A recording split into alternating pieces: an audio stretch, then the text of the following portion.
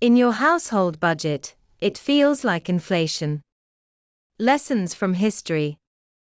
Britain's corn laws kept bread prices high to protect landowners. The elites won.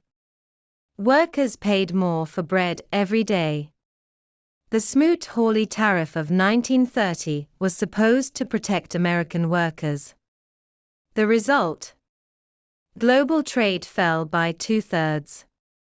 The Great Depression deepened. Latin America turned to import substitution, closing markets with tariffs.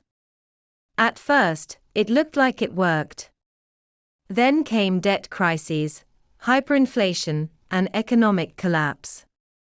Protection is short-term. The cost is permanent, the real issue. Tariffs sell a nice story. Foreigners will pay. Jobs will be protected. America is winning. But the reality is this. Tariffs don't come out of foreign treasuries. They come out of your wallet. Small increases add up.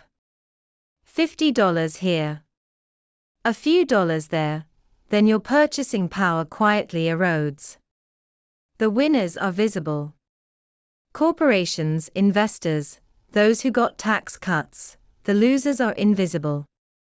The millions paying the receipts. Where's the danger? In 1773, Britain thought it was imposing a small tax on tea. For the colonists, the issue wasn't the price, it was taxation without representation. The Boston Tea Party started with a tariff. Small taxes sometimes ignite big anger. Today, politicians point to billion-dollar revenue figures and say, "We're winning." But history whispers. This is usually a shell game. Billionaires keep their cuts. Wall Street keeps the party going. The Treasury collects revenue. Families pay the receipt. The final question. Tariffs are sold as shields.